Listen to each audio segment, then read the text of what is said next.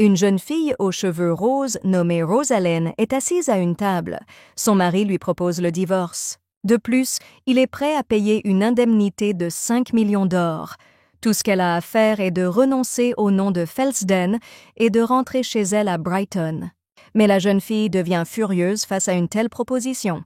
Rosalind Felsden est l'antagoniste principale du manoir. Ayant refusé de divorcer du personnage principal, elle fait toutes sortes de sales tours et l'entrave de toutes les manières possibles. Mais son sort n'est pas à envier. Après avoir tenté d'empoisonner le personnage principal, elle est finalement condamnée à mort. La fille qui lit le manhwa, bien qu'elle trouve l'intrigue banale et drôle, considère le personnage principal comme un idiot pour ne pas avoir accepté de prendre l'argent. Distraite par des notifications ennuyeuses lui indiquant qu'elle doit rembourser le prêt qu'elle a contracté, elle ne remarque pas immédiatement le feu vert. En tentant de traverser la route au dernier moment, elle se fait renverser par un minibus. L'instant d'après, une voix masculine l'interpelle. Devant elle, elle voit le personnage principal du manhwa. En regardant autour d'elle, la fille se rend compte qu'elle s'est retrouvée d'une manière ou d'une autre dans le manhwa qu'elle avait lu plus tôt. De plus, dans le miroir, elle voit une belle jeune fille aux cheveux roses. Le personnage principal est sous le choc. Elle est entrée dans le corps de cette même Rosalina Felsden. Elle se rend alors compte qu'elle se trouve dans la scène où son mari lui propose une compensation et le divorce. Le visage de l'homme exprime l'indifférence. Il demande à signer les papiers du divorce tranquillement et sans bruit inutile. La fille se plie soudainement en deux, émettant un son aigu. Voyant la réaction de sa femme, l'interlocuteur s'approche d'elle, s'empressant de lui assurer que ses larmes n'influenceront pas sa décision. Mais, en se détournant, la fille ne pleure pas vraiment, mais crie de joie, car 5 millions d'or représentent presque 50 milliards de wons coréens. Prenant un stylo dans sa main, elle se tourne vers son mari et lui demande où elle doit signer. L'homme se fige, ne sachant même pas comment réagir à la réaction inhabituelle de sa femme. Elle laisse déjà sa signature sur les papiers. Se levant joyeusement de table, elle s'apprête à partir. Elle a fait tout ce qu'on lui demandait. N'en croyant pas ses yeux, l'homme feuillette les papiers et essaie d'appeler la fille alors qu'elle part. Mais elle est déjà debout à la porte. Le personnage principal lui dit avec un large sourire qu'elle s'est comportée comme il le souhaitait. À ce moment-là, la fille dit au revoir à son interlocuteur et s'en va. Une calèche l'attend déjà dans la rue. Le cocher s'incline devant la dame et lui demande où elle doit être emmenée. Elle demande à être emmenée dans son domaine natal, le duché de Brighton. Le destin de tous les personnages du manhwa a changé à jamais. Depuis que Rosaline est entrée dans la famille Brighton, la fortune du duché est en déclin. À cause de cela, l'enfant a été appelé le trouble de Brighton depuis son enfance, dans son dos. La jeune fille a essayé d'améliorer ses relations avec son entourage, mais en réponse, elle n'a entendu que des rumeurs selon lesquelles elle était maudite. À cause de cela, Rosaline a refusé d'entrer en relation avec qui que ce soit, jusqu'à ce qu'elle rencontre Argentian Felsden, qu'elle épousera plus tard. Mais au final, la vie de couple de Rosalina avec lui n'a pas fonctionné non plus, et maintenant elle est complètement divorcée. En rentrant chez lui en calèche, le personnage principal se rend compte que le divorce va provoquer beaucoup d'agitation, mais c'est certainement mieux que de suivre les traces du personnage original et d'être exécuté. Elle fera donc tout son possible pour éviter un sort aussi peu enviable. Pendant ce temps, le duc de Brighton travaille dans son bureau. La servante qui entra chez lui annonça qu'un invité était arrivé. En apprenant que cet invité était sa propre fille, le visage du duc se tordit. Il refuse de la voir et demande qu'on lui refuse l'entrée. La servante répond que la jeune fille insiste pour qu'elle le fasse seule. Le duc dit que sa fille doit l'attendre, mais demande que toutes les chaises soient retirées de la salle d'attente et que l'invité ne reçoive pas d'eau. Plusieurs heures de travail ducal fructueux s'écoulent. À la grande surprise de l'homme, le majordome l'informe que Rosaline n'est pas partie et continue de l'attendre. Pendant ce temps, le personnage principal n'a plus la force de se tenir debout, mais elle veut montrer sa persévérance. Connaissant l'intrigue de l'histoire, elle comprend pourquoi les choses ne vont pas bien pour sa famille et compte tout arranger. Après une attente fastidieuse, la fille prodigue rencontre enfin le duc de Brighton. Elle dit qu'elle est venue ici avec une demande. Le problème est que dans ce monde, les femmes n'ont pas le droit de prendre des décisions par elles-mêmes. En plus de l'autorisation du conjoint pour le divorce, le père de la femme doit également donner son autorisation. Mais Rosaline n'abandonne pas, car il y a 5 millions de pièces d'or en jeu. Elle informe le duc de son intention de divorcer d'Argentian. Le père de la jeune fille est assez surpris par cette tournure des événements. Il y a à peine 3 ans, Rosalind devenait folle et demandait furieusement la permission de l'épouser. Voulant quitter rapidement la maison où tout le monde la considérait comme inutile, elle finit par voler le sceau de la famille et épousa secrètement son amant. Le personnage principal, réalisant que son père ne la rencontrera pas si facilement, lui propose de conclure un marché avec elle. S'il lui accorde la permission de divorcer, elle jure sur l'honneur du duché qu'elle veillera à ce que les affaires de la famille s'améliorent. Le majordome qui observait cela s'attend à ce que son maître renvoie l'enfant impudente, mais, à sa grande surprise, le duc demande qu'on lui prépare une chambre. Le domestique n'a pas le temps de protester que l'homme quitte rapidement la pièce en claquant la porte derrière lui. Une fois dans sa chambre, le personnage principal tombe fatigué sur le lit après une longue attente, comme elle est heureuse de se retrouver dans un lit doux et chaud. Dans sa vie antérieure, elle n'avait pas les moyens d'aller à l'université car elle était obligée de travailler à temps partiel pour rembourser ses dettes. Puisqu'on lui a donné une chance incroyable de reconstruire sa vie, elle ne la laissera pas passer. La fille décide qu'elle doit simplement agir différemment de son prédécesseur dans le manoir. Plus tard, le majordome demandera au duc pourquoi il a décidé de conclure un marché avec Rosaline. En regardant son reflet dans une tasse de thé, l'homme a répondu qu'il était impressionné que la fille ait réellement attendu pour le rencontrer. Auparavant, sa fille détruisait tout ce qui l'entourait par rage et colère lorsqu'on lui demandait d'être patiente. Voyant qu'elle avait changé, le père a décidé de donner une dernière chance à son enfant. Le lendemain matin, le personnage principal se réveille dans son lit. La servante lui a préparé un bain chaud le matin. Pendant le bain, elle tend son peignoir à la dame et leurs mains se touchent. Le visage de la malheureuse servante change à ce moment-là, devenant horrifié. Tombant au sol, la femme dit qu'elle a fait une erreur impardonnable et s'excuse. Implorant la clémence et de ne pas lui ôter la vie, elle dit qu'elle a 9 enfants. Rosalind ne comprend pas la réaction brusque de sa femme de chambre. La jeune fille lui fit signe de partir et dit avec un sourire gêné que rien de terrible ne s'était produit et que la servante pouvait continuer ses affaires. En sortant de sa chambre, la femme a du mal à reprendre son souffle. Restée seule, Rosalind regarde son reflet dans l'eau avec surprise. A-t-elle vraiment l'air si menaçante? Décidant qu'elle devait sourire davantage pour paraître amicale, elle, déjà vêtue d'une robe chaude, s'approche d'un groupe de servantes qui discutent avec animation. Il s'est avéré que les femmes discutaient du nouveau numéro d'un magazine à potins. À la une, on apprend que le chef du premier maître d'épée et chef de la famille la plus forte du royaume, Argentian Felsden, divorce de sa femme, avec laquelle il n'était pas heureux en mariage. En voyant les ragots sur elle-même, l'humeur de Rosalind baisse et elle s'enferme dans sa chambre. Effrayée par sa mauvaise humeur, la servante informe timidement sa maîtresse qu'elle a reçu une lettre. Le personnage principal est surpris. A-t-elle vraiment des amis qui lui écrivent même avec un caractère aussi mauvais? Sur l'enveloppe, elle voit le nom de son futur ex-mari, Argentian. Rosaline, ne cachant pas sa déception, ouvre la lettre, se demandant ce qu'il a bien pu lui envoyer. Un chèque d'1 million d'or tombe de là, accompagné d'une lettre dans laquelle l'homme annonce qu'il lui envoie une partie de la somme promise et exprime l'espoir que la jeune fille n'a pas encore changé d'avis sur le divorce. Soudain, le personnage principal se réveille et demande qu'on lui apporte une cape discrète. Un objet rare est en vente à la maison de vente aux enchères, une potion appelée l'Arme du Vent. Le personnage principal, vêtu d'une cape, prévoit de le rançonner. Le pouvoir de cette potion devrait aider à lever la malédiction placée sur un certain Léodore.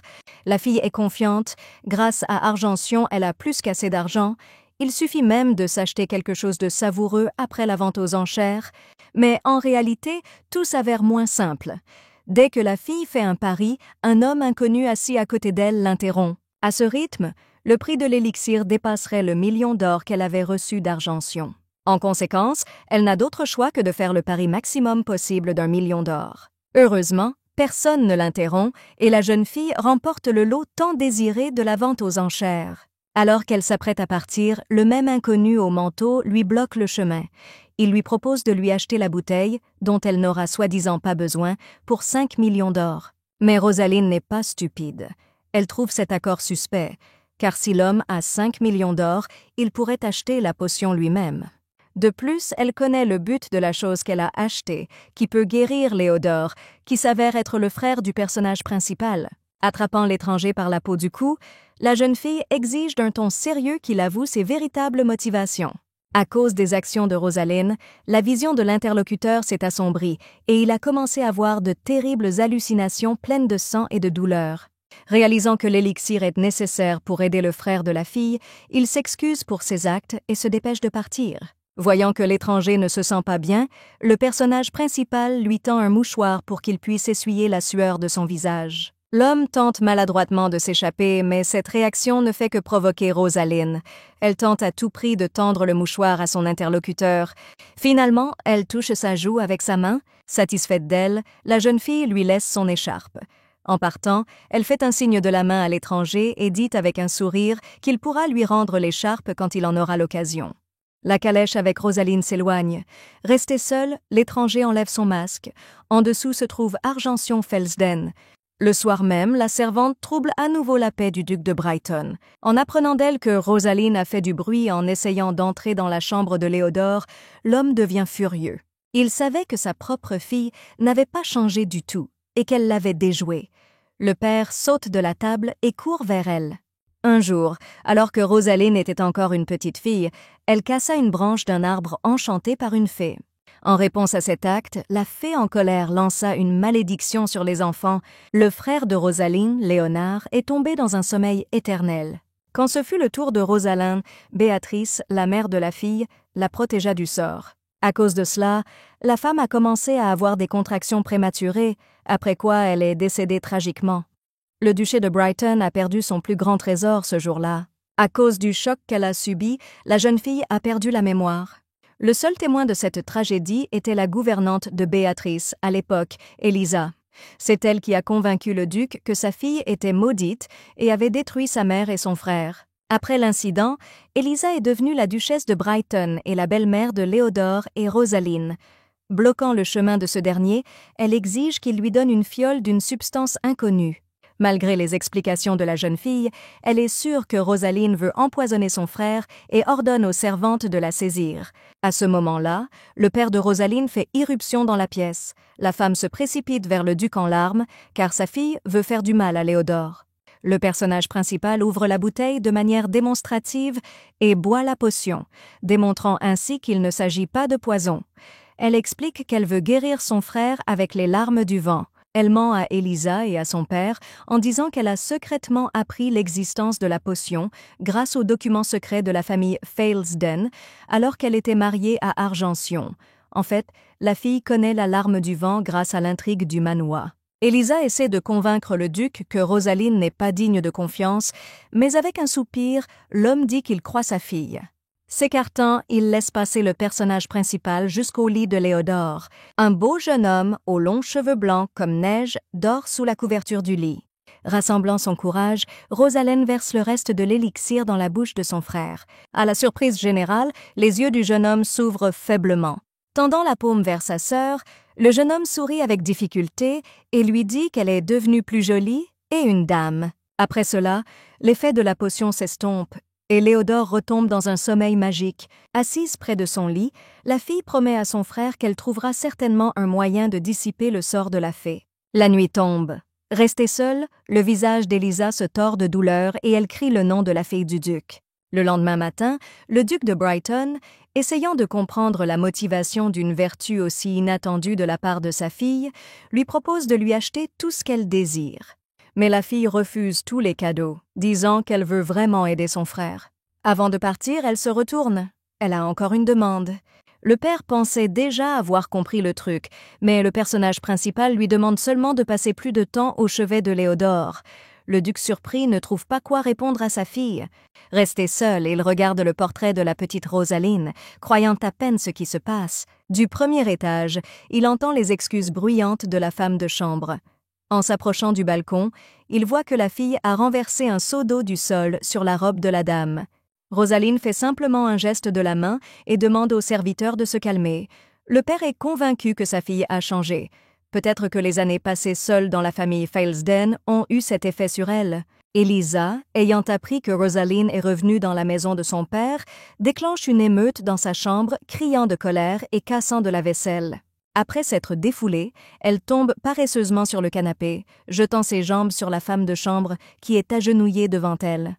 La belle-mère réfléchit à la manière de chasser la fille détestée d'ici. Voyant que la fille qui tremblait devant elle n'avait pas encore lavé le sol, elle lui donne un coup de pied brutal. Voulant donner une leçon à la nouvelle fille, elle sort un fouet épais et commence à battre la malheureuse servante. Pendant ce temps, le duc et Rosaline discutent dans son bureau. Pour le plus grand plaisir de la jeune fille, l'homme donne son consentement au divorce et lui rend son nom de famille et ses droits. De plus, il demande à la fille de l'appeler à nouveau « père ». De retour dans sa chambre, sa joie ne connaît plus de limites. Son divorce avec Argention est plus proche que jamais. Mais outre le divorce, Rosaline s'inquiète de sa situation financière. Même si 4 millions d'or représentent une somme impressionnante, elle doit gagner encore plus. Après tout, selon les lois du royaume, si une fille veut se remarier, elle devra préparer une dot impressionnante. Soudain, dans un éclair de lumière, un texte apparaît indiquant qu'elle a débloqué le succès secret en changeant son destin 3 fois et a reçu un invocateur de rang F. Le système informe qu'à chaque changement dans la trajectoire du destin, elle accumulera de l'énergie et augmentera son niveau. Le personnage principal se rend compte qu'elle est entrée dans un jeu du genre de la fantaisie romantique. Le véritable personnage principal du manhwa s'appelle Daisy. C'est une belle jeune fille aux cheveux bruns. Rosaline lui montre la mine de la famille Filesden, qui est actuellement abandonnée.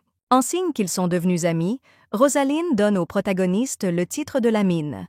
Elle tente de refuser un cadeau aussi coûteux, mais son interlocuteur lui laisse clairement entendre qu'elle n'a pas le droit de le faire. Puis elle lui montre un magnifique lac souterrain. Les gens l'appelaient le lac de purification, car il était censé être doté du pouvoir magique des fées. Alors que Daisy regarde avec émerveillement la surface bleue claire, Rosalina se faufile derrière elle et pousse la fille sans méfiance dans l'eau.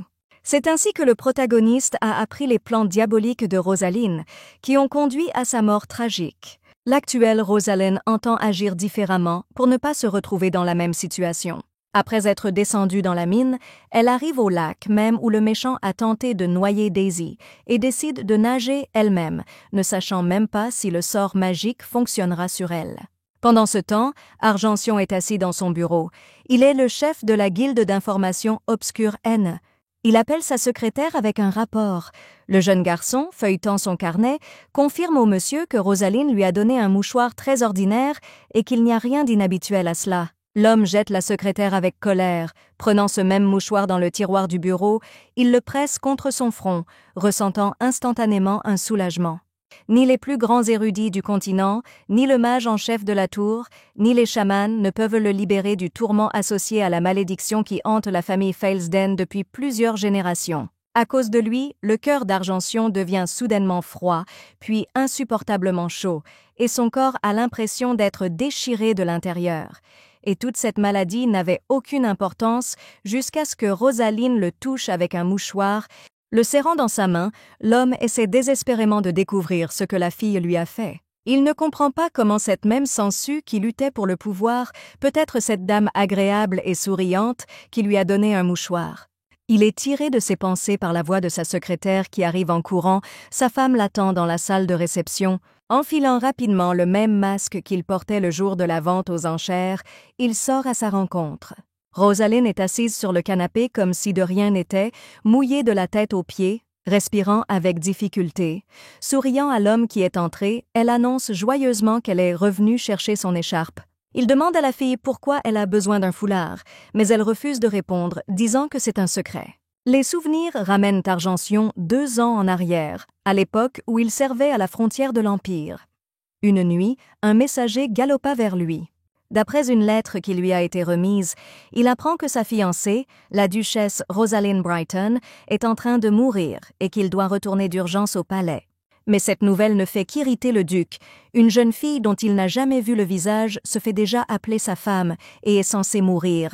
Roulant des yeux, il brûle la lettre après l'avoir lue. Sans lui répondre, il arrive secrètement à son domaine tard dans la nuit. Comme il le pensait, la fille était vivante et en bonne santé. Rosaline ordonne avec colère à ses serviteurs épuisés de décorer le manoir en noir de deuil. Après s'être assuré que sa fiancée n'était pas en train de mourir et que la lettre était un piège, Argention était sur le point de retourner à la frontière lorsque Rosaline l'appela. Sans issue de secours, l'homme sort de l'ombre et demande à sa fiancée pourquoi elle a organisé ce cirque. Elle le regarde avec un sourire et admet ouvertement qu'elle voulait qu'il vienne à elle. S'accrochant à sa poitrine, Rosaline demande à l'homme de ne pas retourner sur le champ de bataille et de rester avec elle, car la jeune fille croit qu'ils sont liés par le destin. Mais le marié la repousse brutalement. Plein de haine envers la fille, il pense à la facilité avec laquelle il pourra lui briser le cou mince. Mais dès que Rosaline met sa paume devant son visage, l'homme se sent tomber dans un profond sommeil. Tout autour est plongé dans l'obscurité. Lorsqu'il se réveille, il se retrouve au lit avec sa fiancée. Argention ne se souvient plus de ce qui s'est passé la nuit dernière et est une fois de plus envahi par le désir de tuer la fille omniprésente. Mais en regardant son visage endormi, le duc ne trouve pas la force de vivre uniquement pour Rosaline et, s'étant habillé, quitte rapidement sa chambre. Rosaline, ennuyée, regarde depuis le balcon Argention Seller son cheval et se précipiter vers les lignes de front. Le personnage principal agite sa main devant le visage de l'homme pensif, l'arrachant à ses souvenirs douloureux. La jeune fille demande à nouveau à son interlocuteur où il a mis son mouchoir. À sa grande indignation, il ment à Rosaline en lui disant qu'il n'a pas de mouchoir. En fait, la nouvelle de la disparition du foulard ne bouleverse pas la jeune fille, mais elle continue de crier et de pleurer de manière théâtrale, disant que le foulard était censé être un cadeau de son mari. Argention, caché derrière un masque, est sérieusement intrigué par la réponse de sa femme, essayant de se rappeler si c'est vraiment le cas. L'homme essaie de savoir quand Rosaline a reçu le cadeau, mais elle, faisant l'idiote, répond que trouver des informations est le travail de sa guilde. De plus, elle remet en question la réputation de la guilde NS comme étant la meilleure guilde de l'Empire. Le chef de guilde s'excuse de ne pas pouvoir rendre le mouchoir de Rosaline, mais propose les services de son organisation en guise de compensation. Tous deux ont un objectif égoïste dans ce dialogue, en apprendre davantage l'un sur l'autre. Rosaline s'assoit à la table et accepte l'accord. En discutant autour d'une tasse de thé, Argention découvre que le personnage principal a besoin d'argent et d'un titre pour pouvoir divorcer en toute tranquillité et éviter le remariage. Bien qu'elle ne l'avoue pas à son interlocuteur, Rosaline a en fait reconnu le masque blanc appartenant au patron de NSC lors de la vente aux enchères. Il s'avère que toute cette histoire avec l'écharpe est un plan astucieux de la jeune fille pour garantir les services de l'une des guildes les plus influentes. Au cours de la conversation, Rosaline regarde son interlocuteur. Il est trop beau, même avec ce masque. Argention, qui n'a aucune idée de ce qui se passe, interpelle son invité qui, lui semble-t-il, réfléchit à quelque chose. Elle saute de son siège, effrayée, et laisse tomber la tasse de thé de ses mains. L'homme tire l'invité vers lui d'un mouvement habile de la main, lui demandant si elle est blessée. Les regards des jeunes se croisent, et pendant un instant, il semble que le temps s'est arrêté pour toujours. La secrétaire fait irruption dans la pièce au bruit. Argention et Rosaline s'écartent instantanément, regardant maladroitement n'importe où, sauf l'un vers l'autre. Se ressaisissant, le chef de guilde demande à Maurice de rassembler une liste de tous les titres actuellement en vente, ainsi que les documents nécessaires au changement de nom. Se tournant vers l'invité, l'homme lui demande comment elle compte payer ses services. Le personnage principal demande de ne pas s'en soucier et jette un sac rempli de pierres précieuses sur la table. De retour chez elle, Rosaline continue de s'interroger sur la véritable identité du chef de la guilde. Le manhwa qu'elle a lu ne dit rien sur ses origines. À un moment donné, la jeune fille se surprend à penser que trop d'attention est accordée à cet étranger dans sa tête, bien qu'elle ait des questions et des problèmes plus urgents. Par exemple, comprendre comment utiliser vos nouvelles compétences d'invocateur. La jeune fille avait déjà essayé d'invoquer de l'or dans des lingots de bronze, mais en vain. Assise dans un café autour d'une tasse de thé, Rosaline essaie de déterminer quel objet, correspondant à son niveau le plus bas, elle pourrait invoquer. À la table voisine, des dames nobles bavardent en riant sur les dernières nouvelles, le divorce de Rosaline et d'Argention.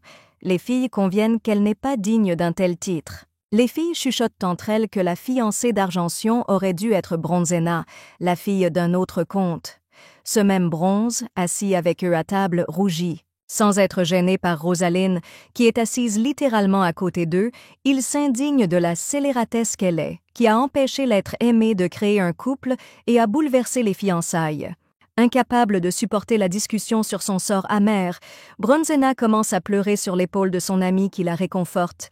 Elle cacha son visage dans ses mains, mais l'expression de la jeune femme était absolument calme, voire légèrement irritée. Pourquoi Rosaline, qui avait probablement tout entendu, n'a-t-elle pas réagi d'une quelconque manière? La femme d'Argention est connue pour son tempérament colérique. Il ne coûte rien de l'irriter, au point de ternir sa réputation. Bronze est déterminé à se venger de Rosaline pour avoir osé lui enlever son fiancé. Voyant que le personnage principal continue de vaquer à ses occupations, les amis de Bronzena décident de prendre des mesures extrêmes et de l'appeler directement. Lorsqu'elle se tourne vers eux, ils reprochent à Lady Felisden son apparition éhontée dans un lieu public, malgré la procédure de divorce. Voyant la confusion sur le visage de Rosaline, l'instigatrice pense qu'elle ne peut rien leur faire. L'une des filles, Anna, l'insulte ouvertement, la traitant de méchante et d'hystérique. Bronze, jouant le rôle d'un agneau innocent, essaie de calmer ses amis en disant que ce n'est pas la faute de Rosaline si elle n'a pas eu de femme dans sa vie qui lui donnerait l'exemple de la façon de se comporter. Anna répond que Bronze est trop gentille, et ce n'est pas pour rien que Rosaline est appelée le fléau de Brighton. À ce moment-là, le personnage principal ressent une lourdeur dans la poitrine. Elle se rend compte qu'elle ressent les sentiments de l'ancienne Rosaline. Cachant son sourire avec sa main, Bronzena est heureuse que les paroles d'Anna aient dérouté la jeune fille, et apparemment l'air blessée.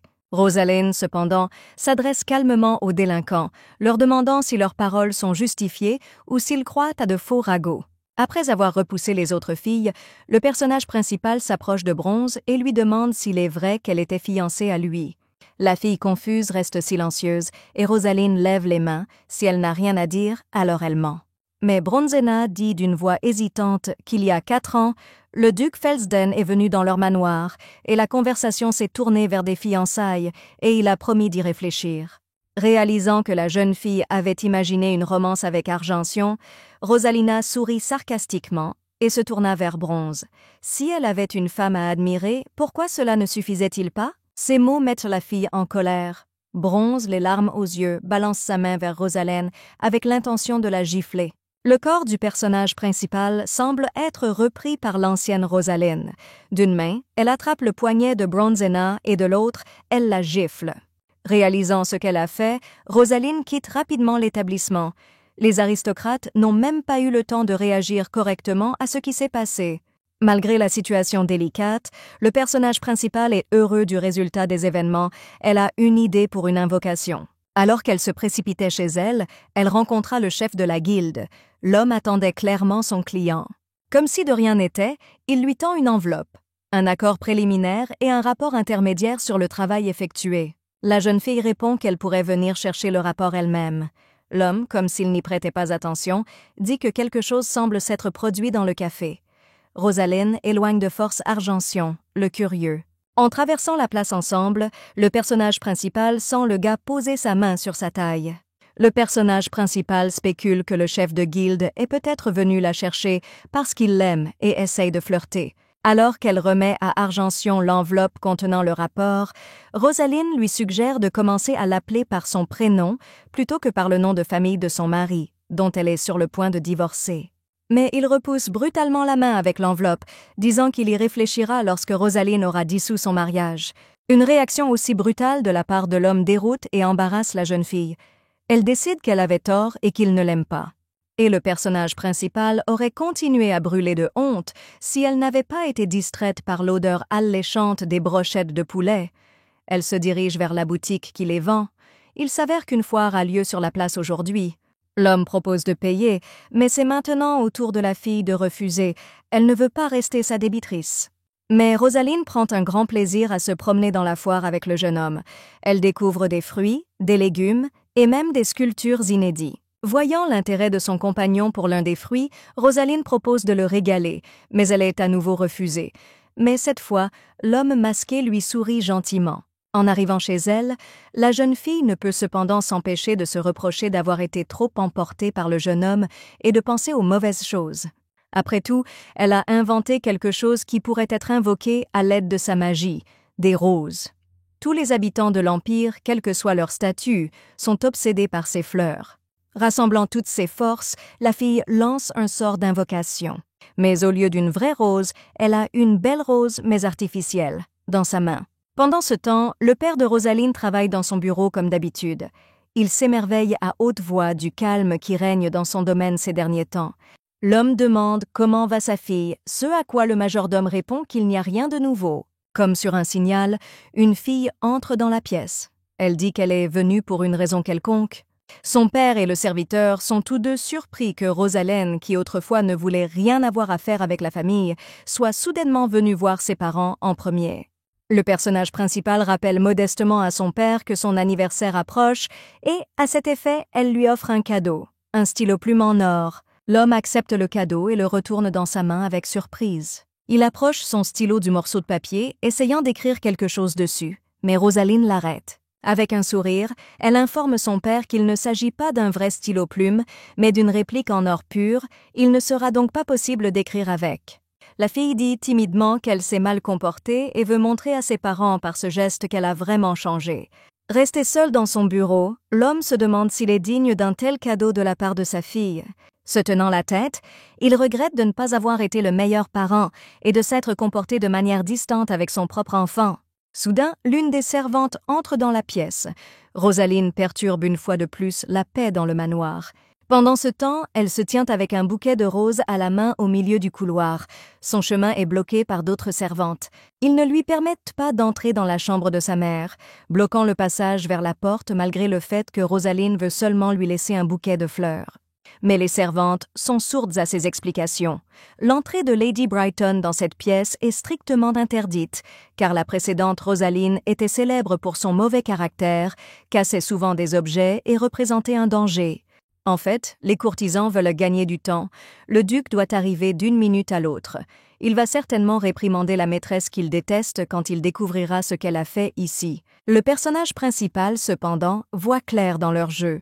Se penchant vers l'oreille de la servante aînée, elle attire son attention avec un sourire sur le fait que le temps passe et que le duc n'est toujours pas là. Cependant, Rosalyn se trompe, les portes du couloir s'ouvrent soudainement et son père court vers la fille aussi vite qu'il le peut. D'un mouvement brusque de la main, il fait tomber le bouquet de roses des mains de sa fille. Mais au lieu de colère, il y a de l'inquiétude sur son visage. Attrapant Rosalyn par les épaules, il lui demande si tout va bien pour elle et si quelque chose lui fait mal. La fille, cependant, s'inquiète d'autre chose. Selon l'intrigue du manga, Daisy a un jour reçu une invitation au manoir de Rosalyn. Lady Felisden voulait tout d'abord lui expliquer le malentendu qui s'était produit dans la mine et en même temps lui montrer le nid familial. Daisy est gênée par l'humeur malsaine de Rosalyn. Elle suggère à la fille d'aller se reposer, mais là, elle l'ignore. La femme d'Argentium se justifie en disant qu'elle a accidentellement poussé Daisy dans le lac et qu'elle s'est donc immédiatement enfuie pour appeler à l'aide. Mais par hasard, Daisy a trouvé de précieuses pierres magiques dans le lac. L'interlocuteur s'excuse en disant que sans Rosalyn, elle n'aurait pas trouvé les pierres, mais la jeune fille l'interrompt. Ouvrant la porte d'une des pièces, Rosalyn dit qu'elle veut remercier Daisy. Rosalyn l'emmène dans la chambre de sa mère et ajoute que personne n'est autorisé à y entrer. Alors que Daisy regarde autour d'elle avec confusion, Rosalyn l'attaque soudainement. Après avoir frappé Daisy à plusieurs reprises, Lady Felisden la repousse puis sort de la pièce en criant. En larmes, elle court après son père et le conduit rapidement dans la pièce, disant que Daisy l'a attaqué et a montré son vrai visage. Lorsque le duc et ses serviteurs s'approchent de la porte de la chambre de Béatrice, ils voient de la lumière en jaillir. Daisy sort de la pièce en tenant un objet brillant ressemblant à un œuf. Le père de Rosalyn s'exclame que Daisy a retrouvé le jeton de fée perdu depuis longtemps, un héritage familial de Brighton, et le signe des fées a choisi Daisy comme nouvelle propriétaire. Le personnage principal, intrigué par ce rebondissement, décide de retrouver définitivement cet objet dans son univers. De nos jours, la femme de chambre informe le duc que Rosalyn a forcé Anthony, une jeune fille souffrant de la malédiction de la rose, à manipuler des fleurs qui peuvent la tuer d'un simple contact. Le personnage principal est surpris, c'est la première fois qu'elle entend parler d'une telle malédiction, car elle n'a jamais été mentionnée dans le manhwa. De plus, des choses ont commencé à disparaître de la chambre de Béatrice, donc les servantes trouvent suspect que la jeune fille essaie d'y arriver. Mais contrairement aux attentes de la servante, le duc lui dit sévèrement que ses devoirs incluent avant tout d'assurer la sécurité de sa fille. Après tout, il s'avère que Rosalind elle-même souffre de la malédiction de la rose. Un homme ordonne qu'une servante soit jetée en prison pour avoir négligé ses devoirs. La femme, qui ne s'attendait pas à une telle tournure des événements, crie et implore la pitié. Le personnage principal n'est pas du tout bouleversé par cette situation. Se penchant vers le bouquet jeté au sol, elle pense avec satisfaction que même si son plan a échoué, elle a atteint son objectif. Elle tend la fleur à son père, s'empressant de lui assurer que les roses du bouquet ne sont pas vraies. L'homme est surpris car c'est la première fois qu'il voit des fleurs artificielles. Avec un air de chien battu pitoyable, la fille demande au duc de lui permettre d'emporter ce bouquet dans la chambre de Béatrice. Sans plus attendre, le duc, après avoir cueilli une fleur pour lui-même, appelle sa fille à le suivre. Ils passent du temps ensemble. Le duc parle au personnage principal de sa mère, lui montre des peintures et des livres. Mais, à vrai dire, Rosalind veut déjà commencer à chercher le signe des fées. Finalement seule, elle se rend à la statue sur laquelle Daisy s'est cognée dans le manoir et trouve la boîte désirée contenant la relique. Prenant la marque des fées dans ses mains, un sceau apparaît sur son front et disparaît immédiatement. Après un certain temps, la comtesse revient en ville. Il pleut des cordes dehors. Rosalind est sûre qu'elle sera réprimandée plus tard pour s'être enfuie du manoir sans escorte. Dans la rue, elle tombe soudainement sur le chef de la guilde. Les deux jeunes hommes étaient gênés par une telle rencontre. Après un peu de confusion, il donne sa cape à la fille mouillée et lui propose de la faire monter dans sa calèche qui se trouve à proximité. Enfilant son manteau, Rosalind demande à être emmenée au domaine de Filesden. Une fois dans la voiture, l'homme demande au personnage principal de lui rendre son manteau. Elle lui demande pourquoi il est si inquiet pour son manteau. A-t-il une petite amie? Le jeune homme répond négativement. Visiblement encouragée, Rosalind dit que dans ce cas, elle rendra le manteau de l'homme, mais seulement après l'avoir lavé. Insatisfait de cette réponse, Argention tente de lui prendre ses vêtements d'extérieur par la force, mais en vain. Il explique au personnage principal qu'il s'inquiète pour sa réputation. Après tout, elle est toujours officiellement mariée. Ce à quoi la fille répond avec un sourire que cela ne durera pas longtemps. Elle a l'impression que le divorce va se produire encore plus vite que prévu initialement.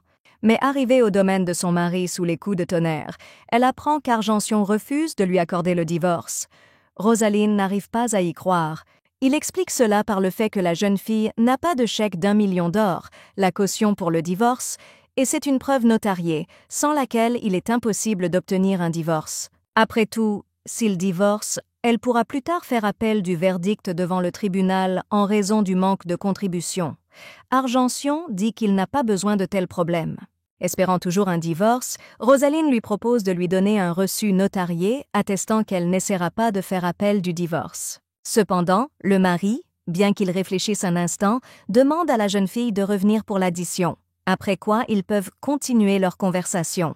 Les épaules du personnage principal s'affaissent en signe de défaite. Soudain, un autre écran d'interface apparaît de nulle part. La fille reçoit une pénalité pour ne pas avoir pu changer son destin. Le personnage principal comprend que la menace d'exécution pèse à nouveau sur elle. Elle se précipite vers la guilde Hennessy, demandant de l'aide à son chef. Avant qu'elle puisse dire quoi que ce soit, elle se pencha, épuisée par la faim, n'ayant rien mangé de la journée. La fille demande au jeune homme de la nourrir. Il dit qu'en raison de leurs activités, le personnel de la guilde est réduit, donc la nourriture préparée sera très simple et pourrait ne pas convenir au goût de la maîtresse. Mais Rosalind sourit simplement et demande d'apporter quelque chose rapidement. Bientôt, l'homme met la table avec du pain et du beurre, de la soupe, du miel et de la bière. Le personnage principal, joyeux et sans prétention, dévore son dîner avec appétit. Argention, voyant Rosalind manger avec ses mains sans gêne, tente de reprocher à Lady Brighton de ne pas connaître les bonnes manières. En réponse à ces paroles, elle lui fourre simplement un sandwich dans la bouche et rit joyeusement, lui en offrant davantage. En regardant Rosalind insouciante, l'homme a du mal à croire qu'il s'agit de sa femme. La Rosalind dont il se souvient aurait piqué une crise et refusé de manger si elle avait su qu'elle n'allait pas être nourrie selon les normes les plus élevées, et j'aurais même retourné la table. Le jeune homme se demande si la jeune fille était vraiment elle-même lorsqu'elle était mariée avec lui. Levant des coupes de bière en bois, les jeunes hommes trinquent et portent un toast à leur partenariat. Se mettant au travail pour lequel elle est venue, la jeune fille commence à fouiller dans son sac à la recherche de quelque chose. Prenant une rose de là, Argention fait immédiatement tomber la fleur de ses mains par peur. Il saisit immédiatement et avec enthousiasme la fille par le visage, l'examinant attentivement pour détecter toute maladie. Rosaline explique à l'homme que la rose est artificielle et qu'elle veut commencer à les vendre. De cette façon, même les personnes frappées par la malédiction pourraient à nouveau profiter de la fleur populaire. Après avoir calculé le profit potentiel, l'homme aime l'idée et accepte volontiers. Hennessy Guild et Rosaline signent le contrat officiel. Le matin, Rosaline se réveille dans sa chambre, mais découvre que ses serviteurs ne sont pas là. En arrivant à l'escalier, elle voit un groupe de servantes en bas qui discutent pour savoir à qui revient le tour d'aller dans la chambre de la maîtresse. Aucun d'entre eux ne veut le faire. En entendant leur conversation, Rosaline se rend compte que malgré l'emprisonnement de la servante principale, le reste des domestiques sont toujours hostiles à la fille du duc. Remarquant son regard, les servantes, ramassant à la hâte leurs seaux et leurs serpillières, s'enfuirent en silence, trébuchant sur l'ourlet de leurs robes. Leur réaction surprend le personnage principal, car elle est la fille de leur employeur. Comment peuvent-ils se permettre de se comporter de manière aussi grossière envers elle? La fille est sûre qu'il y a quelqu'un derrière eux, à cause de qui ils n'ont pas peur d'elle, mais elle n'a aucune idée de qui pourrait être cette personne. Bientôt, Anthony monte les escaliers vers la dame. Elle gronde sa maîtresse pour avoir quitté la pièce en déshabillé et la traîne dans les appartements. De retour dans sa chambre, la jeune fille s'assoit à la coiffeuse, se regardant dans le miroir, tandis qu'Anthony nettoie et ramasse des affaires derrière son dos. La femme de chambre demande avec un sourire si Rosaline est fatiguée de se regarder si souvent dans le miroir. Mais la jeune fille, avec un enthousiasme et une ferveur sans précédent, répond qu'elle a l'impression de s'améliorer chaque jour, alors se regarder dans le miroir n'est qu'un plaisir. Changeant de sujet, la comtesse partage qu'elle a été tourmentée par des cauchemars ces derniers temps. Dans ses films, la jeune fille se retrouve dans une pièce inconnue et crie sur un homme dont elle ne se souvient ni du visage ni du nom. Pour une raison quelconque, les scandales avec lui brisent le cœur. Elle essaie de se souvenir de son nom dans le rêve, mais en vain. À la surprise de la servante, qui était déjà plongée dans ses pensées, Rosaline se lève soudainement et dit à la servante qu'elle va aller en ville.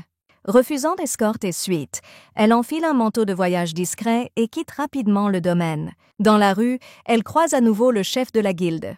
La jeune fille laisse une remarque selon laquelle, en tant que chef d'une organisation secrète, il est très facile de le trouver dans la rue. Tendant la main à Rosaline, l'homme lui propose de discuter avec elle de leur future entreprise commune. Ils viennent au marché. Caché derrière un masque, Argentium dit au personnage principal qu'il veut d'abord analyser le marché immobilier. En chemin, il réprimande le personnage principal pour s'être déplacé sans sécurité ni escorte, après quoi il la force à mettre une capuche et à ne montrer son visage à personne. Pendant ce temps, Elisa est furieuse.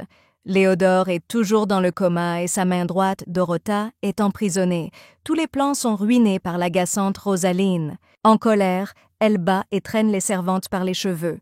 Anthony se fait particulièrement malmener et elle la jette violemment au sol. La fille tombe et se met à pleurer. Elisa décide qu'elle doit se débarrasser de Rosaline et sort une fiole en verre remplie d'un liquide inconnu du tiroir de son bureau. Cependant, elle ne sait pas que le personnage principal, qui est rentré chez lui après avoir passé la rue, l'observe de côté. En prenant son bain du soir, la jeune fille essaie de comprendre ce qu'Elisa essaie d'accomplir. Après la mort de Béatrice, la servante autrefois ordinaire devint rapidement la belle-mère et la tutrice des enfants du duc de Brighton.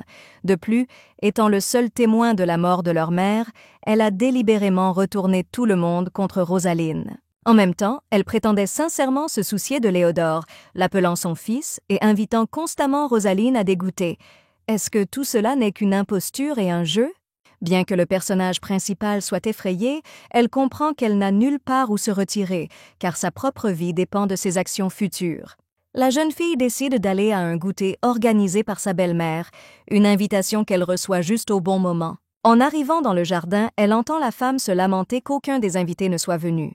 Elisa pleure de manière théâtrale et essuie ses larmes avec un mouchoir. Le personnage principal, avec un sourire joyeux, console sa belle-mère que dans ce cas, elles prendront le thé ensemble et lui offre un bouquet de fleurs en cadeau. Alors qu'elle discute autour d'une tasse de thé avec Elisa, la jeune fille dit qu'elle aimerait en savoir plus sur le jour où elle a cassé la branche d'arbre.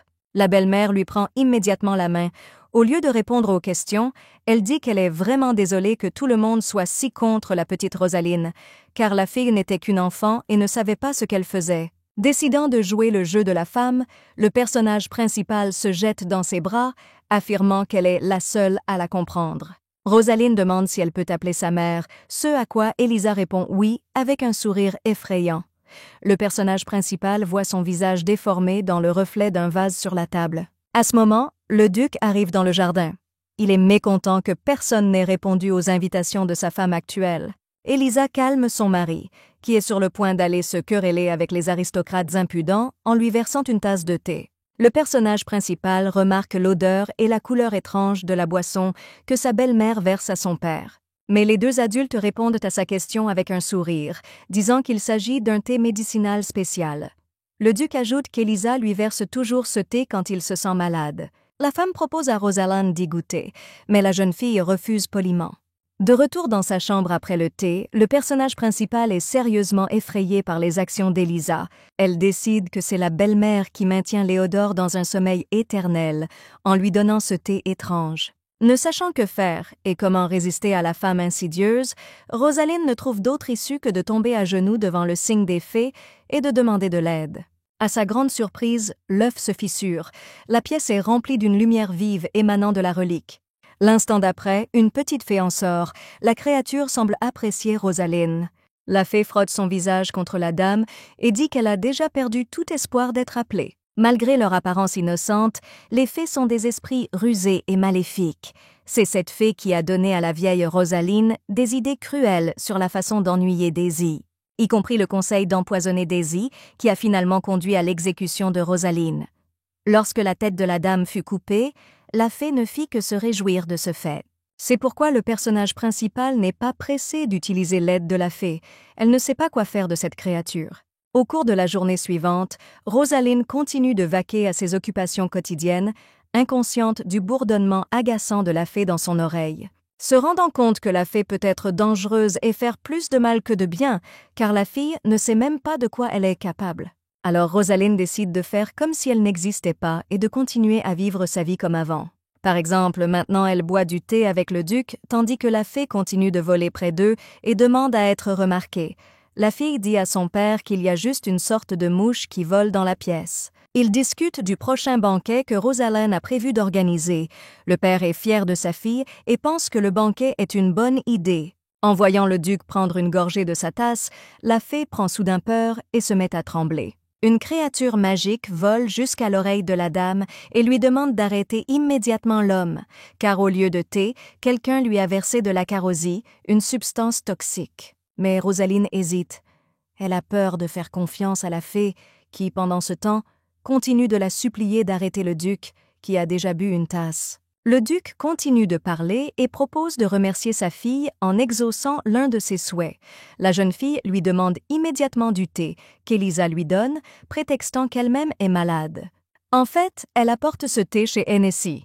Le chef de guilde lui donne bientôt les résultats de l'analyse de l'échantillon d'herbe. Il rapporte qu'elle a apporté de l'acarose, un poison dangereux. Cette plante procure à l'utilisateur une sensation d'énergie, mais en réalité, elle empoisonne le corps. Si vous consommez de l'acarosia pendant une longue période avec de la nourriture et des boissons, le cœur de la personne finira par s'arrêter. En étudiant les résultats du test, la fille demande s'il existe un antidote. Malgré le fait que la fée réponde avec assurance que non, l'homme dit à l'unisson qu'il existe un antidote.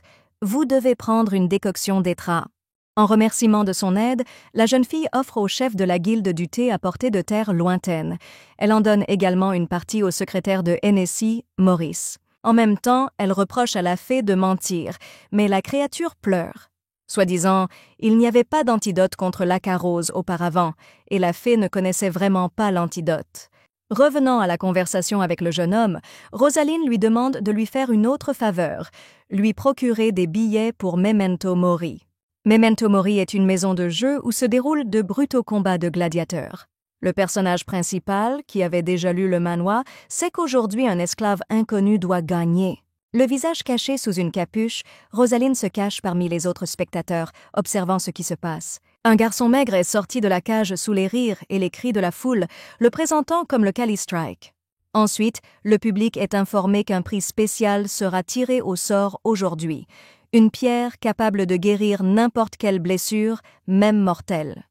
Le public murmure des choses avec animation. Le prix sera décerné à celui qui devinera le nom du gladiateur capable de venir à bout de l'énorme monstre.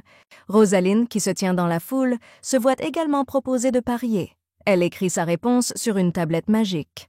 La plupart des espoirs reposent sur l'Invincible Cold, surnommé le Taureau, la véritable star de Memento Mori. Et ainsi le duel commence. Khali saisit immédiatement son épée et se précipite vers le géant.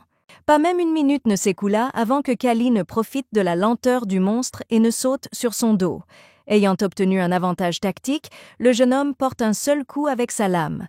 Le géant sans tête s'est effondré, son sang écarlate coulant sur le sol de l'arène. À la surprise du public, Khali est déclaré vainqueur du combat.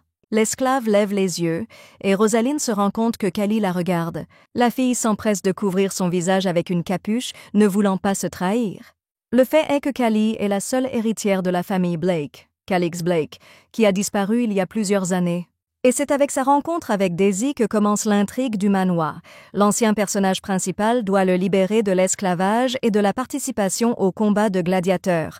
Rosaline a peur que si elle fait quelque chose de mal, la rencontre entre Calix et Daisy n'ait pas lieu, mais elle n'a pas pu s'empêcher de venir dans l'arène car elle a besoin de la pierre de guérison. Après avoir reçu son prix, le personnage principal se dépêche de quitter Memento Mori, mais la fée lui murmure à l'oreille que des étrangers la suivent. Comme prévu, des hommes grands et inconnus exigent grossièrement que la fille leur donne ses gains. Ils se moquent d'elle. Pensait-elle vraiment qu'un tel artefact lui serait offert comme ça pour le prix d'un billet? À vrai dire, Rosaline elle-même sentait que quelque chose n'allait pas. En effet, il était trop facile pour elle d'obtenir une pierre de guérison aussi rare. Le personnage principal, réalisant que les bandits ont été payés pour prendre ses gains, propose de payer ses méchants plusieurs fois plus s'ils la laissent partir en paix. Cependant, les voleurs, étonnamment, sont fidèles à leurs clients et refusent catégoriquement de faire des concessions. En voyant la pointe d'un poignard briller dans la main d'un des bandits, Rosaline comprend que sa vie est en danger et qu'elle doit chercher d'autres moyens de s'échapper. Juste à temps, le personnage principal remarque une fée qui plane à côté d'elle. La jeune fille se tourne à nouveau vers les étrangers, mais cette fois, elle leur rappelle qu'ils ne pourront exécuter la commande que s'ils apportent la pierre saine et sauve, sinon un triste sort les attend. Serrant l'artefact dans sa paume, Rosaline balance son bras et lance la gemme. Il vole rapidement au-dessus de la tête des hommes. En fait, une fée tient une petite pierre brillante dans ses mains et vole dans la rue de toutes ses forces. Arrivée à un petit canal au bout de l'allée, la fée, sans changer la trajectoire de la pierre volante, tombe dans l'eau avec fracas. Oubliant la fille, les bandits paniquent et sautent dans l'eau après la pierre, essayant désespérément de la retrouver. Pendant ce temps, la fée nage tranquillement vers la surface avec la pierre dans sa main. Alors qu'elle s'élève dans les airs, elle se plaint de n'avoir jamais accepté de faire un travail aussi exigeant physiquement, mais elle est motivée par le désir de s'attirer les faveurs de Rosaline et de gagner sa faveur. Caché dans une ruelle, le personnage principal craint que la fée soit partie depuis longtemps. La fille craint d'avoir été trahie, comme prévu. Mais heureusement, une petite créature s'est envolée vers elle à ce moment-là, tenant une pierre dans ses mains. Rosaline, ravie de la loyauté de la fée, le prend dans sa paume. Il aurait été possible de partir tranquillement, mais soudain, un argentian agité a fait irruption dans la ruelle. Il était pressé et jurait dans sa barbe de n'avoir même pas eu le temps de mettre son masque. Sachant qu'elle n'a pas le temps de poser des questions, elle attrape sa manche, le poussant à s'enfuir avec elle. Pendant ce temps, les bandits deviennent de plus en plus en colère et perdent leur sang-froid, essayant en vain de trouver un petit artefact dans le lit de la rivière. L'un d'eux se retourne, essayant de retrouver la fille, mais la voit s'enfuir avec un jeune homme. Sentant que quelque chose ne va pas, le bandit sort furieusement ses couteaux et les lance de toutes ses forces vers Rosaline, espérant la tuer. Argentian couvre instinctivement la fille de lui-même. Elisa entend les dernières rumeurs. Rosaline, s'étant vue refuser le divorce, aurait poignardé son mari à mort. En réponse, elle se contente de rire bruyamment. Les rumeurs judiciaires ne l'intéressent guère, qu'elles soient vraies ou fausses. Pendant ce temps, Argentian, qui a survécu à l'attaque, a fait recoudre ses blessures. Tout son torse est bandé. Le médecin demande à l'homme de maintenir un régime et un état de repos, sinon les cicatrices risquent de recommencer à saigner. Argentión demande sans émotion inutile de le laisser tranquille. Rosaline est surprise par son calme. Après tout, il combattait 2 bandits en même temps. C'est seulement grâce à son expérience militaire qu'il a pu les surmonter. Il demande également à Rosaline, qui reste à côté de lui, de partir rapidement. Il ne veut pas que sa présence lui donne de faux espoirs de retrouvailles. Mais la fille refuse catégoriquement. Elle lui ordonne d'aller se coucher et de suivre les instructions du médecin. Prenant une carafe d'eau dans ses mains, le personnage principal explique à son mari qu'elle se sent coupable de ce qui s'est passé et qu'elle veut l'aider. L'homme se contente de renifler en réponse. En lui tendant un verre d'eau, Rosaline admet qu'elle a fait de gros efforts pour changer pour le mieux ces derniers temps. Et il exige la même chose d'Argentión, qu'il cesse de la traiter de manière si grossière et si inamicale. Gardant un visage sombre, le mari répond sèchement qu'il ne voit pas quel avantage il y a pour lui. Mais la jeune fille promet avec un sourire que s'il continue à être impoli, alors Argentión ne vivra pas pour voir un divorce calme et civilisé. De retour à la maison, Rosaline entre à nouveau dans la pièce où se trouve Léodore endormi. Elle regarde le jeune homme avec inquiétude. Son instinct intérieur lui dit que quelque chose ne va pas chez lui. Une fée apparaît immédiatement à proximité. Elle demande avec espoir à la dame si elle a gagné sa confiance. Rosaline hoche la tête en signe d'accord et remercie la fée pour son aide plus tôt. Après avoir regardé de plus près Léodore, la fée informe immédiatement le personnage principal que le rêve de son frère n'est pas une malédiction, mais une bénédiction de la fée des feuilles. La fée qui aurait maudit le jeune homme met en fait tous ses efforts à essayer de restaurer la santé de Léodore. C'est pourquoi elle ne semble même pas pouvoir le faire. Rosaline, ayant reçu confirmation de ses soupçons, demande alors à la fée ce qu'il y a dans l'intraveineuse qui est donnée au jeune homme. Tout comme la dernière fois, la fée identifie la carose. En entrant dans la circulation sanguine de Léodore sous couvert de médicaments, le poison empoisonne son corps. Après avoir reçu des réponses à ces questions, le personnage principal sort la pierre de guérison pour laquelle elle et Argentión ont presque perdu la vie. En plaçant l'artefact sur la poitrine de son frère, elle espère que la pierre l'aidera à sauver sa vie. La pièce est remplie de lumière magique. La fée qui observe cela dit que le pouvoir de la pierre n'est pas suffisant pour réveiller le jeune homme et se précipite pour l'aider. Dès que la fée entre chez Léodore, il se réveille, les yeux grands ouverts. Pendant ce temps, Elisa essaie de découvrir auprès d'Anthony pourquoi Rosaline vient si souvent dans la chambre de Léodore. La servante, battue et en larmes, s'agenouille devant elle. Il y a de l'horreur et de la peur sur son visage. Elle dit d'une voix tremblante que la fille essaie de gagner la faveur de son père. Elle se souvient que Rosaline lui a demandé sincèrement de signaler tout ce qui pourrait menacer sa sécurité, après quoi elle parle du véritable but supposé du banquet. En toute honnêteté, Anthony rapporte à Elisa que, puisque Léodore, le seul héritier du duc de Brighton, est dans le coma, Rosaline profitera de ce moment et se proclamera l'héritière de la famille. La belle-mère trouve cette réponse logique et accepte. Cependant, la confiance de sa belle-fille la met en colère. Elisa décide qu'elle doit arrêter les plans de la fille et qu'il est temps de jouer grand. Elle se souvient de la façon dont elle a pu gagner de l'argent et du pouvoir en devenant la duchesse de Brighton après la mort de Béatrice. Cependant, elle n'a pas réussi à gagner l'amour de son mari, le duc. Aimant sa défunte épouse, l'homme refusait de partager son lit. Elisa lui en veut pour avoir rejeté toutes ses nombreuses tentatives de se rapprocher. Pendant ce temps, dans le jardin, Rosaline s'approche de son père. Elle dit qu'elle veut lui dire quelque chose d'important. Dans le visage tendre de sa fille, le duc reconnaît soudain sa bien-aimée disparue depuis longtemps, Béatrice. Elisa se retrouve seule à regarder par la fenêtre dans une solitude sombre, tandis que sa fille et son père roucoulent à propos de quelque chose. Elle se promet qu'elle ne laissera pas Rosaline obtenir ce qu'elle veut. Le jour de la fête arrive. De nombreux invités venus de tout l'Empire arrivèrent au domaine. Le vin coule partout et la musique se fait entendre de partout. Dans le couloir se rencontrent 2 hommes âgés, dont le baron Meliotte, un homme moustachu, chauve et gros. Aujourd'hui, il est habillé sur son 31 et dit à son ami qu'il compte gagner la main de Rosaline. Le 2e homme se moque simplement de lui. La fille est célèbre pour son mauvais caractère. Même son ex-mari, dont elle est en instance de divorce, ne la supportait pas. Mais le baron s'en fiche. Des rumeurs lui parvinrent selon lesquelles Argention avait promis de payer à sa femme 5 millions de pièces d'or pour un divorce, qui pourrait être saisi par son prochain élu. Le mauvais caractère de Rosaline ne le dérange pas non plus. Mulliott est sûr qu'il peut facilement apprivoiser sa femme obstinée, et elle marchera sous lui comme une chérie. Après ces mots, du vin est versé sur le crâne chauve du baron. En levant les yeux, il voit une Rosaline souriante qui a entendu tout ce qu'il a dit. Furieux, Mulliott demande immédiatement à la fille de s'excuser, mais elle dit qu'il devrait s'excuser auprès d'elle.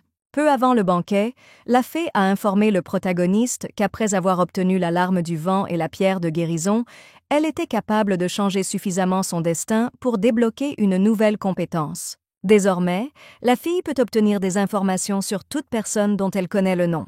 En regardant le baron Mulliott avec appréciation, la jeune fille se rend compte qu'il est assez vieux pour être son père. Ayant appris qu'il est aussi le frère d'Elisa, c'est-à-dire son oncle, Rosaline ressent encore plus de dégoût pour cet homme impudent. Le baron essaie d'insister sur le fait qu'elle a besoin d'une escorte pour le bal, mais la jeune fille est outrée. Elle est l'hôtesse de cette célébration et elle n'a pas besoin d'un partenaire pour cela. Rosaline ordonne aux gardes d'éloigner l'homme agité de sa vue. Attrapé par les bras, Mulliott commence à insulter le personnage principal, la traitant de divorcée. Il rit aux éclats. Quel genre d'idiot pourrait même penser à devenir son mari? À ce moment, à la surprise générale, Argention entre dans la salle. Le duc Felsden demande au baron s'il parle de lui. Tout le monde dans la pièce chuchotait fort, discutant de son apparence. Rosaline est confuse. Elle n'a pas invité son mari à l'événement et ne sait pas quoi faire. Argention s'approche nonchalamment de Rosaline et pose sa main sur son épaule. Avec un sourire, il demande à Mulliott s'il était sur le point de demander sa femme en mariage. Se trouvant dans une position inconfortable, le baron se frotte les mains nerveusement et dit au duc que ce n'était qu'une blague. Pendant ce temps, Rosaline étudie attentivement via l'interface toutes les informations dont elle dispose sur le baron, afin de finalement le remettre à sa place. Repoussant la main de son mari de son épaule, Rosaline demande au baron comment vont les choses avec l'entreprise de brassage que les Brighton lui ont confiée. Il y a des rumeurs selon lesquelles il dépense tous les investissements pour rembourser ses dettes. Mulliott reste sans voix, incapable de comprendre comment sa nièce a pu découvrir cela. Mais Rosaline n'a pas encore fini. Elle accuse le baron d'avoir kidnappé les enfants des roturiers pour les vendre à des marchands d'esclaves. Pour un tel crime qu'il a osé commettre sur les terres du duché, il n'a qu'une seule peine, l'arrestation. Sur ces mots, la jeune fille lève solennellement une coupe de champagne. Sans perdre de temps, Rosaline ordonne immédiatement aux gardes de fouiller les caves du domaine de son oncle, où ils trouveront certainement les enfants qu'il a kidnappés. L'indignation de Mulliott ne connaît pas de limite. Il accuse sa nièce de lynchage et exige un procès équitable pour lui-même. Cependant, le duc de Brighton, qui est apparu à temps, informe le baron qu'il s'agit d'un ordre personnel et que lui seul peut décider qui est digne d'un procès et qui ne l'est pas. Personne n'ose s'opposer au duc. L'homme sourit en prenant une coupe de champagne et en la levant en l'honneur de sa fille. Quelques jours avant le bal, la jeune fille vint voir le duc, voulant dire à son père toute la vérité sur la famille. Le duc se souvient de la façon dont Rosaline, de retour chez elle, a contribué à restaurer la réputation de la famille et à améliorer l'entreprise. De plus, elle lui a donné du thé médicinal, prenant soin de sa santé. Se tournant vers sa fille, le duc répond avec un sourire qu'il est prêt à écouter et à accepter tout ce qu'elle lui dit. Il croit sincèrement que son enfant a changé. Le duc porte à nouveau un toast aux messieurs présents au bal. Comparant son enfant à un bourgeon en fleurs après la neige, il est heureux que l'hiver soit terminé dans la famille Brighton et que le printemps soit arrivé. Il demande gentiment aux personnes présentes de profiter de la célébration que Rosaline a organisée pour eux. Argention invite galamment sa femme à danser. Pendant ce temps, Elisa, qui s'apprête à sortir dans la société, est informée de l'arrestation de Mulliott. Elle devient furieuse. Cependant, ce n'est pas tant que son frère a été placé en garde à vue, mais plutôt que les servantes n'ont rien fait pour l'empêcher et ont regardé en silence pendant que son frère était arrêté. Anthony essaie de rassurer la dame qu'ils ne peuvent rien faire, mais les maudissant tous, Elisa lance des objets improvisés sur les filles. Après s'être calmée, elle renvoie Anthony et lui ordonne de sortir du manoir. La fille tombe à genoux en larmes, suppliant qu'on lui permette de regarder son petit frère une dernière fois. Mais en réponse à ses supplications, Elisa se contente de jeter une lourde boîte sur la servante. Pendant ce temps, le personnage principal tente par tous les moyens de refuser de danser avec Argentión sous prétexte qu'elle doit donner la première danse à son père. Mais son mari insiste sur le fait que cela ne fait aucune différence à qui elle offre sa première danse. La jeune fille est mécontente de devoir valser avec l'homme dont elle essaie de divorcer. Sans la laisser finir de parler, Argentión commence à faire tournoyer Rosalén dans une danse. Avec un sourire, il demande si sa femme a oublié comment danser. Voulant sauver la face, la duchesse répond qu'elle se souvient parfaitement de tout et commence à mener la danse. Soudain, l'homme se penche vers son visage comme s'il était sur le point de l'embrasser. Il demande à Rosalén s'il peut mieux la connaître. La fille esquive habilement son visage. Se détournant, Rosalén demande avec indifférence à son mari quel est son but en l'invitant à danser. Elle lui rappelle que le divorce est sur le point d'avoir lieu. Se souvenant de leur précédente rencontre au manoir, Rosalén dit à son mari qu'elle ne veut pas lui donner de faux espoirs de retrouvailles. Argentión se tue maladroitement et le personnage principal, profitant de la pause, s'éloigne de l'homme et s'éloigne, ajoutant qu'il a lui-même demandé le divorce. Élisa arrive enfin au banquet. Les dames qui l'entourent la saluent avec joie et sourire, témoignant ainsi de leur respect. C'était maintenant au tour de Rosalén de porter un toast. Elle exprime sa gratitude aux invités qui ont assisté à la célébration et annonce qu'elle représente non seulement l'événement, mais aussi sa famille. Elle remercie son père d'avoir pu l'accepter à nouveau dans la famille. Le duc sourit et remercie Rosalén d'être revenue dans sa vie avant de lever son verre à la famille Brighton. Élisa regarde attentivement le duc prendre une gorgée du verre que sa fille lui a donné. Elle pense avec mépris. La fille est aussi stupide que son père, et ils paieront pour ne pas lui avoir confié tout le pouvoir.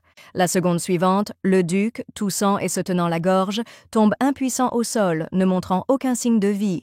Les gens dans le hall commencent à crier. Élisa crie le plus fort et se précipite immédiatement vers le corps de son mari. L'épouse, théâtralement accablée de chagrin, secoue le corps sans vie de l'homme, après quoi elle tombe dans une hystérie feinte. Après s'être assurée que le duc ne se réveille pas, Élisa commence immédiatement à crier sur Rosalén, laissant clairement entendre à ceux qui l'entourent que c'est elle qui est à l'origine de ce phénomène.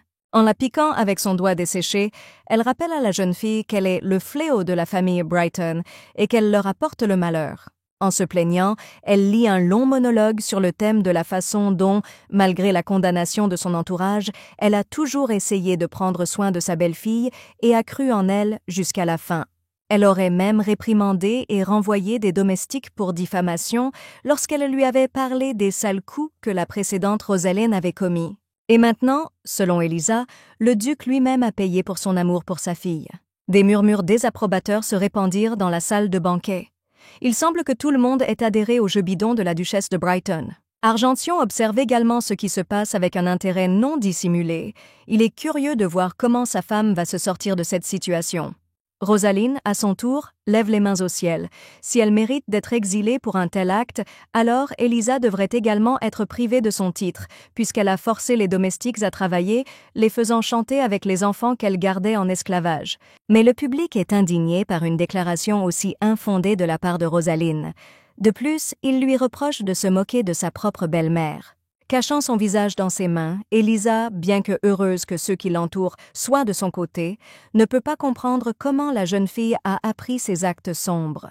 Le personnage principal ignore le mécontentement de ceux qui l'entourent et, avec un sourire calme, demande à sa belle-mère si elle ne va pas appeler un médecin à l'aide si elle a si peur pour la vie de son mari. Reprenant ses esprits, Élisa commence à crier et à appeler à l'aide. Un médecin, arrivé juste à temps, surgit de la foule. La femme ne comprend pas d'où il vient. Les portes du hall s'ouvrent à nouveau en grand. Les gardes qui sont arrivés soudainement informent Rosalén qu'ils ont réussi à libérer tous les enfants qui se trouvaient dans le manoir de Mulliot. Anthony se précipite vers l'un des enfants qui est entré après les gardes.